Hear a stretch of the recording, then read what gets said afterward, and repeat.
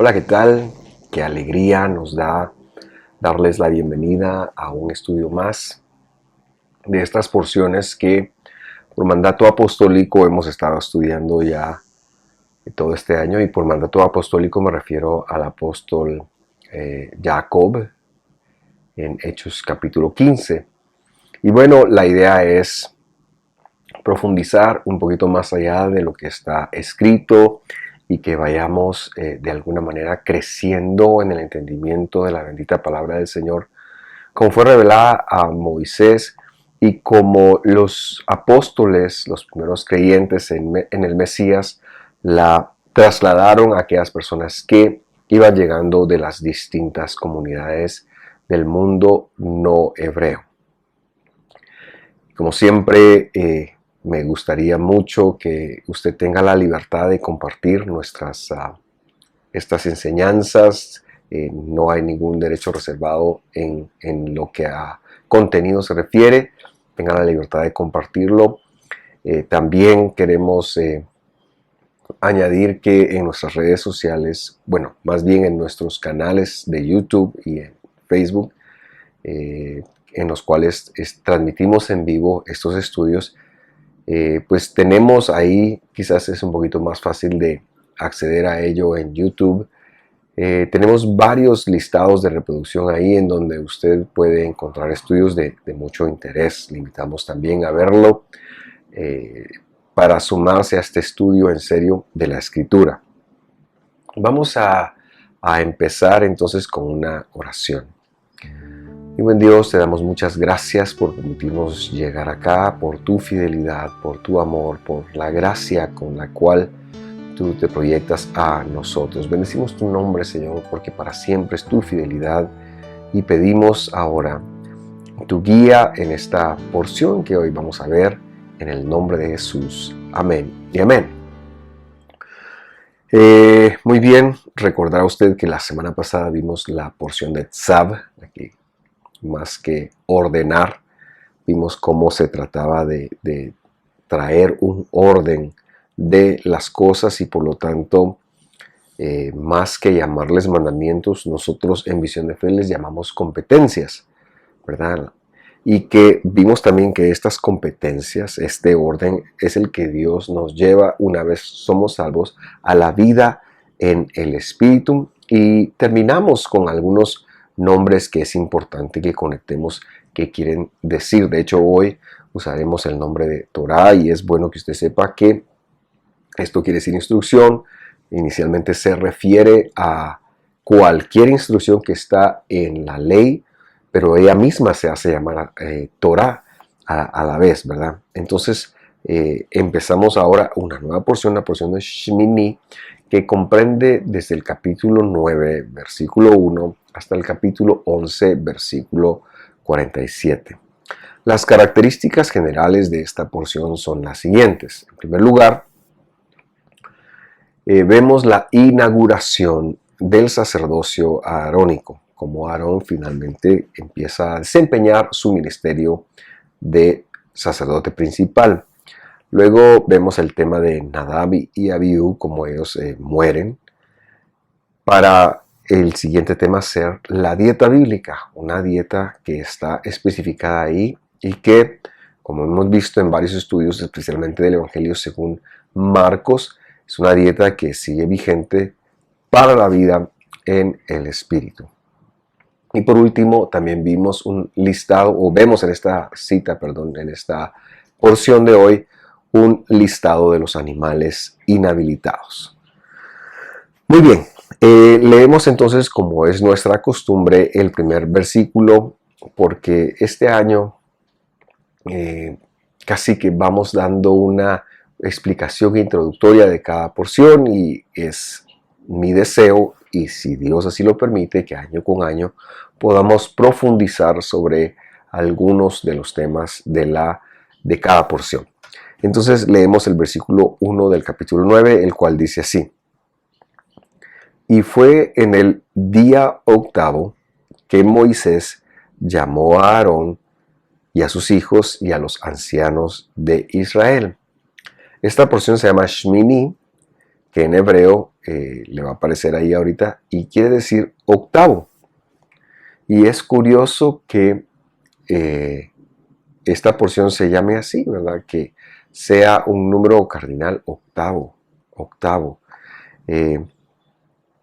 Y tiene que ver porque Moisés llamó a Aarón y a sus 4 hijos a un tema que va a salir de los 7 días donde ellos han estado aislados, en donde han estado siendo consagrados, y todo eso se registra en la porción anterior. Entonces Moisés aparta a Aarón y a sus 4 hijos para ser consagrados, le llaman algunos.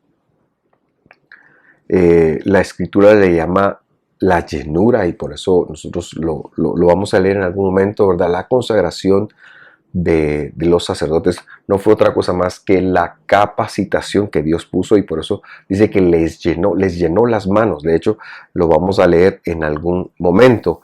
Y a partir de ese punto vemos cómo Dios los aparta entonces para el ministerio y todo lo que tenía que ver con la administración del santuario, y por supuesto la capacidad tanto mental como humana de desempeñarse en estas funciones.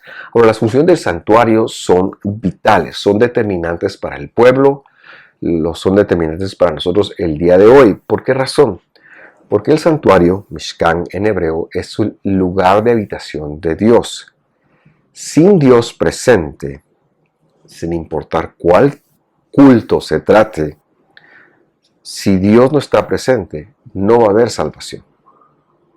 Por lo tanto, Aarón y sus hijos están a punto de llevar un servicio específico que se basa, por supuesto, en los sacrificios de animales inocentes, pero que son un ejemplo pedagógico de lo que ocurrirá cuando Dios venga al mundo para hacer su propio santuario. El cuerpo del Mesías funcionó como un santuario y fue levantado acá, y bueno, se ofreció de alguna manera también como una ofrenda que cumple las características de todas las ofrendas.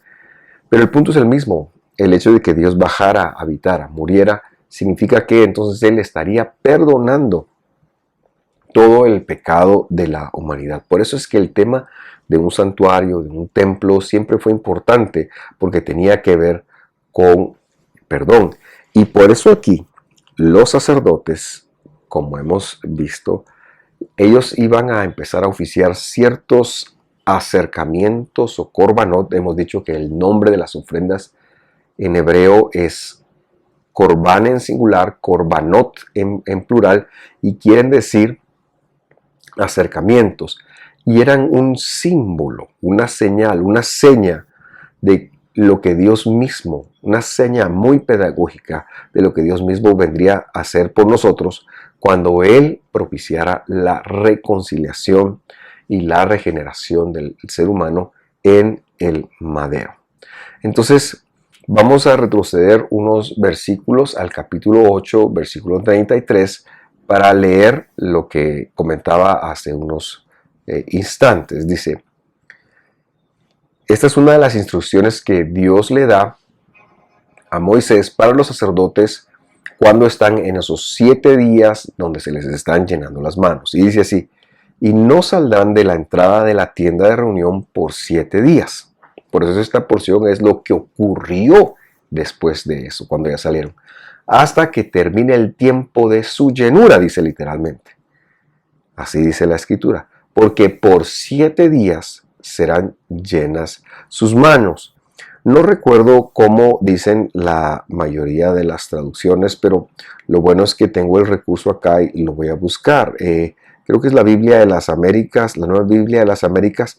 El versículo 33 lo traduce como: y no saldrán de la entrada de la reunión, de la tienda de reunión por 7 días hasta que termine el tiempo de su consagración.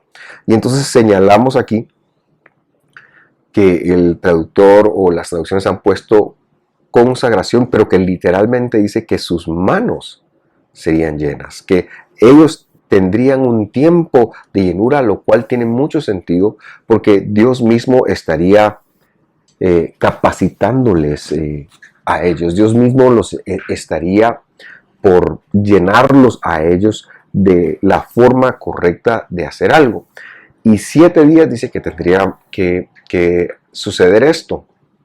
Ahora, históricamente, el día 7 se lo ha visto en la Biblia como el día de la perfección o de lo divino, pero es todo lo contrario. El día 7 representa la humanidad, representa la creación, representa lo que luego se corrompió porque la creación llevó 7 días, o sea, representa esta creación, esta humanidad. Y el octavo en la Biblia lo que representa lo que está más allá de esta creación.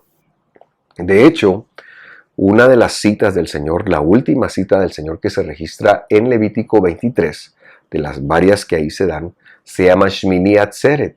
Y esto quiere decir el octavo después, el octavo que vendrá. Y como lo sabemos por el estudio, tiene que ver con el mundo venidero, tiene que ver con el retorno de Jesús, tiene que ver con el regreso de nuestro Mesías y el descender de la Nueva Jerusalén. O sea, es una referencia al mundo venidero. Entonces nosotros hacemos esta conexión porque es importante, ¿verdad? De lo que ellos están viviendo acá, tiene que ver, esos 7 días estaban capacitados para ministrar todo lo humano. Es decir, por un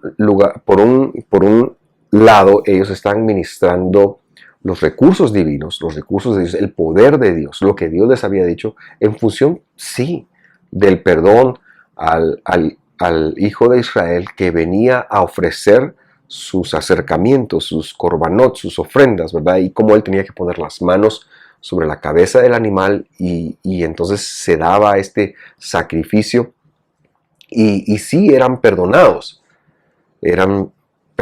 por las personas cuando cometían pecados y presentaban estos, eran perdonados y los sacerdotes estaban haciendo esta administración.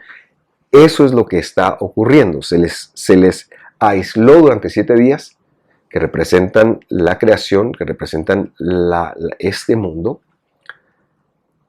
pero luego ahora viene y se hace un llamado de un octavo día. ¿Por qué? Porque es una profecía. Todo lo que los sacerdotes hicieron, todo lo que Dios le dijo a Moisés que hiciera con los sacerdotes, era una profecía de lo que Dios mismo iba a venir, de lo que Dios mismo, iba a venir a hacer. Y yo quisiera citar 3 pasajes del Evangelio que nos ayudan a hacer esta conexión. El primero de ellos está en Lucas 24 y vamos a leer desde el versículo 25. Y dice allí, Lucas 24, 25. Entonces él les dijo: oh insensatos y tardos de corazón, para creer todo lo que los profetas han dicho. ¿No era necesario que el Mesías padeciera estas cosas y que entrara en su gloria? Y comenzando desde Moisés y de todos los profetas, les declaraba todas las escrituras de lo que él decía. Y este pasaje, recordará usted, es ese momento histórico en donde ya es el tercer día de la muerte del Señor. Bueno, ya es el cuarto día realmente. Y los discípulos, algunos de ellos que van de regreso a Emaús, están muy contrariados porque el Señor ha muerto y ellos tenían una idea del Mesías, no la correcta, a pesar de que el Mesías les había estado diciendo que era necesario que él padeciera. Y este pasaje entonces narra que él enfáticamente les dice: miren, no era necesario que el Mesías muriera, que padeciera muerte para entrar en su gloria. Seguramente les llevó a hacer esa conexión de la muerte del Cordero de Dios que quita el pecado del mundo con la muerte de los animalitos y cómo él lo había entregado a ese primer santuario que era sombra de lo que había de venir. Entonces lo que está ocurriendo acá es que él mismo les dice, miren, las ofrendas, la ofrenda por el pecado, la ofrenda que se le conoce como el holocausto en hebreo, o la ofrenda de la culpa, la ofrenda de paz, la ofrenda vegetal, todas de alguna manera representaban cierto aspecto del sacrificio que el Mesías, que Jesús, que Dios mismo tendría que venir acá. Y es lo que Él les está diciendo. Por eso dice, comenzando desde Moisés, lo llevó hasta los profetas, para que ellos hicieran esas conexiones. Entonces ya nosotros vemos que la referencia está dada aquí en el sentido de que esto que está ocurriendo en Levítico y que va a ocurrir en esta porción, porque luego que usted siga leyendo esta porción del capítulo 9 de Levítico, se va a dar cuenta que los sacerdotes tenían que desempeñarse en los sacrificios que ahora vienen. Veamos la siguiente cita. Hebreos capítulo 7, versículo 11. Dice así: pues si la perfección era por el sacerdocio levítico, porque debajo de él recibió el pueblo Torá. Note por favor que he quitado el artículo porque no está en el original, aunque la mayoría de versiones ponen ahí porque debajo de él recibió el pueblo la ley, la Torá, pero en el griego original no tiene artículo.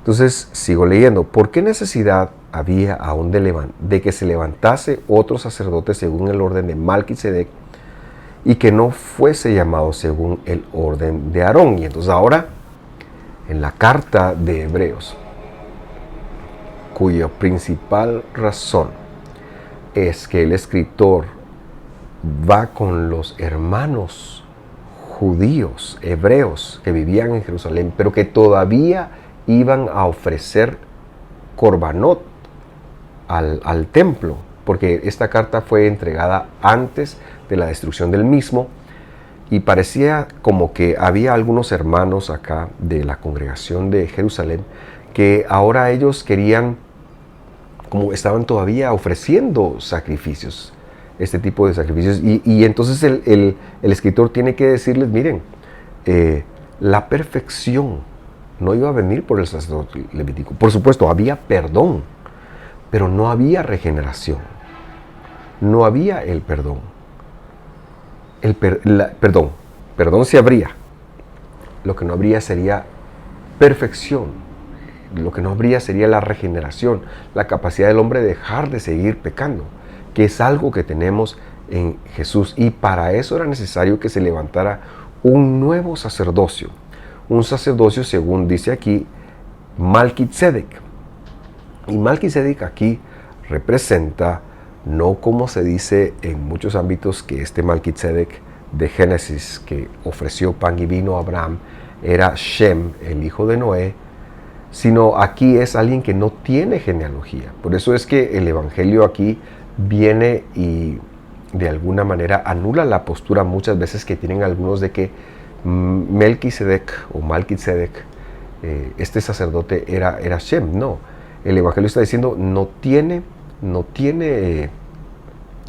ascendencia, no, probablemente era un ángel, probablemente era alguien que Dios envió, pero que la comparativa con Jesús o el hecho de ser como Jesús según el orden implicaba que no era humano, que no se podía tener una relación con un hombre. O sea, por lo tanto aquí el sacerdocio que levítico, que ahora, o arónico hemos de decir, que ahora va a ser reemplazado, que era figura, en nuestra porción es figura, pero que en tiempo de Jesús va a ser reemplazado por el sacrificio del Mesías,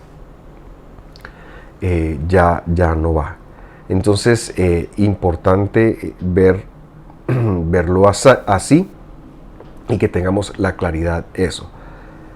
El versículo 12 sigue diciendo: pues mudado el sacerdocio, necesario es que se haga también mudanza de Torá. Y nuevamente, aquí no lleva artículo. Algunas personas han aprovechado este versículo para maliciosamente predicar y enseñar que se trata de la Torá del Señor, que se trata de la ley. Pero el hecho de que no lleve artículo nos enseña que no se refiere a la Torá en general, sino probablemente se refiere a la instrucción sacerdotal, y más bien dicho, no probablemente, se está refiriendo a lo que el escritor, o sea Moisés, registrando en nuestra porción Shmini, cuando viniera lo que está más allá de lo humano, es decir, Jesús, cuando viniera la obra de Jesús, también habría un cambio de esta instrucción. ¿De cuál instrucción? No de la ley de Moisés como total. Si leemos seriamente esto en griego, no podríamos interpretar eso jamás. El problema es que lo traducen con artículo muchas veces, y muchos han pensado que es toda la ley, pero no, se refiere a la ley del sacerdocio, para ser específicos, ¿verdad? Y enfáticamente decimos que no se refiere a la Torá.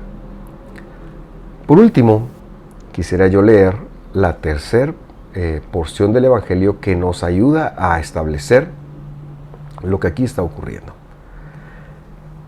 Nuevamente de Hebreos capítulo 9, solo que ahora capítulo 9, versículo 11, dice: mas estando ya presente Cristo, o sea, el Mesías, pontífice de los bienes que habían de venir, o sea, la salvación, por el más amplio y más perfecto tabernáculo no hecho de manos, es a saber, no de esta creación, se refiere a su cuerpo, se refiere a él mismo.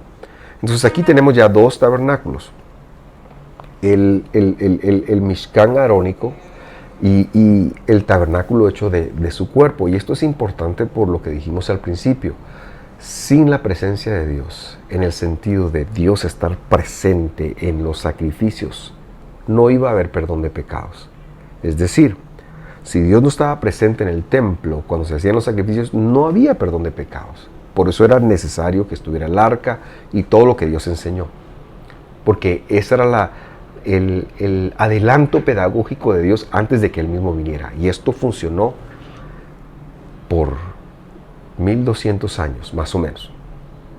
Pero una vez venido el Señor, está el otro tabernáculo, el cual es su cuerpo, el más amplio y el más perfecto Mishkan, tabernáculo, que no fue hecho de manos. Versículo 12.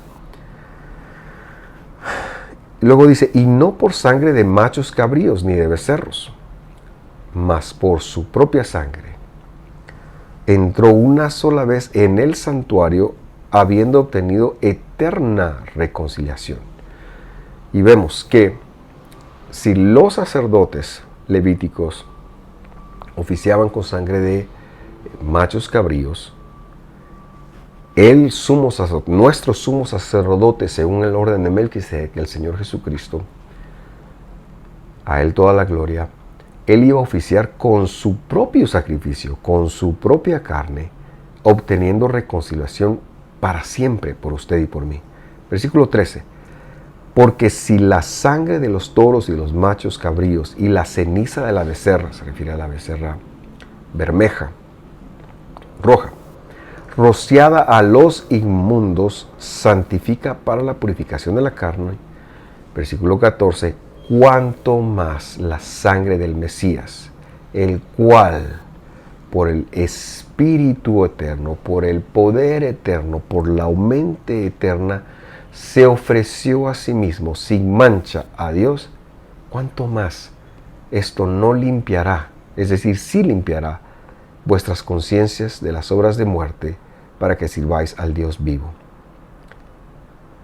Cerramos esta porción recordando entonces que Shmini nos recuerda que iba a haber algo más allá de los 7 días. Por ende, iba a haber algo más allá de los 7 del sacerdocio levítico, del sacerdocio arónico. Dios mismo iba a venir e iba a ofrecer un mejor sacrificio. Iba a ofrecer un mejor sacrificio que iba a generar no solo reconciliación para nosotros, sino la regeneración. En Cristo Jesús, en el Mesías Jesús, podemos ser regenerados, podemos dejar de pecar. Nuestra naturaleza pecaminosa encuentra una opción para vivir una vida de santidad. Y esto es lo que yo quería dejarle en su corazón. Que esté muy bien. Le recuerdo el estudio de la tarde, esperando verlo con mucho deseo. Que Dios lo bendiga. Hasta pronto.